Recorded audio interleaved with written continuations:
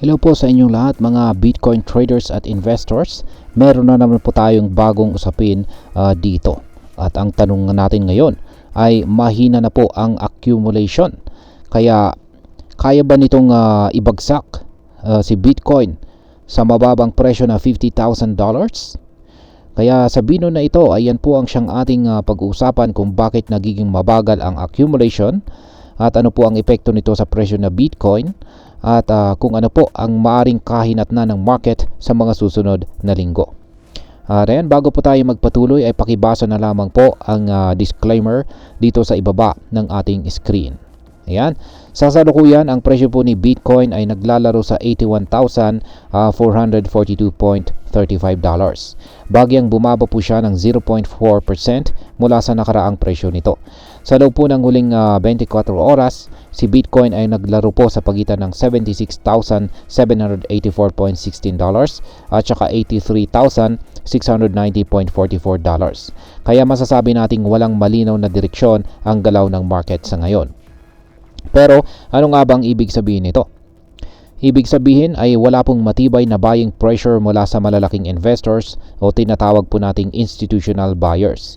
Ayon po sa data ng accumulation trend score, nasa 0.08279232 lamang ang score nito, na nangangahulugang walang matinding pag-ipon ng Bitcoin mula sa mga malalaking investors.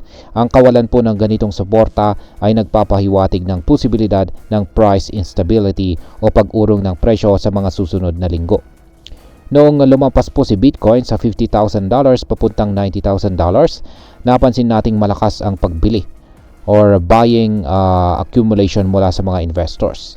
Pero ngayon, tila bumagal po ang pagpasok ng bagong kapital na maaring senyales na ang mga naunang buyers ay nagtitake profit na o hindi pa handang magdagdag ng kanilang holdings kay Bitcoin sa kasalukuyang presyo. Ngayon ay ang isa pang mahalagang bagay na dapat po nating tutukan ay ang resistance level ni Bitcoin na nasa $83,690. Kapag ang presyo po na ito ay hindi kayang lampasan, maaring bumaba po si Bitcoin at muling subukan ang support levels na 76,784.16. Kung hindi po ito mag-hold, posible pa itong bumaba ng hanggang $70,000, isang presyo na dati nang pinag-ipunan ng maraming investors. Pero hindi rin natin maaring isantabi ang posibilidad na magpatuloy sa bullish trend si Bitcoin. Kapag nabasag po nito ang kanyang resistance level sa $83,690, may sapat po na lakas at suporta kapag sabay rin na may sapat na lakas at suporta mula sa mga buyers, posibleng umabot o umakyat po muli ang presyo nito pabalik sa $90,000. Gayunpaman, habang mahina po ang accumulation, mataas ang tsansa na manatiling range bound itong si Bitcoin.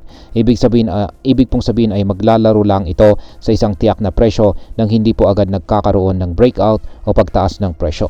Mahalaga rin na bantayan natin kung kailan po babalik ang interes ng mga institutional investors dahil sila po ang pangunahing nagpapagalaw sa presyo ni Bitcoin sa mas mataas na price levels. At ayan, bilang panghuli ay ano naman ang aking masasabi tungkol dito. Ayan, para sa atin ay dapat po nating maunawaan na ang kasalukuyang market condition ay maaring magdulot po ito ng dalawang bagay. Yan po ay ang oportunidad o panganib. Kung naniniwala ka po sa long-term potential ni Bitcoin, ang mga panahong tulad nito ay maaring magandang pagkakataon upang mag-ipon o mag-buy the dip, lalo na kung bumaba pa ito sa ilalim ng $70,000. Ngunit para sa mga short-term traders, ang kasalukuyang range-bound movement ay nangangahulugan na kailangan pong maging maingat sa pagpasok ng ating trades. Ang biglaang pagbabago ng presyo ay maaari pong magdulot ito ng hindi inaasahang pagkalugi kung hindi po tayo maingat sa technical analysis at market trends. At sa kabuuan, hindi pa ito ang katapusan para kay Bitcoin. Ang ganitong klaseng market movement ay normal at bahagi ng cycle ng crypto trading. Ang mahalaga po ay maging maalam po tayo sa nangyayari, mag-research at alamin ang ating risk tolerance bago po tayo magdesisyon sa ating investment. Ang susunod na malaking galaw ni Bitcoin ay depende po ito sa kung kailan babalik ang confidence ng mga malalaking investors. Kaya kung ikaw po ay isang trader, patuloy po na bantayan natin ang market trends at huwag po tayong maging padalos-dalos sa ating pagdidesisyon. At ayan, hanggang dito na lamang po tayo sa video na ito mga ka-crypto. Marami pong salamat sa panonood. Ingat po tayo lagi at God bless po sa ating lahat.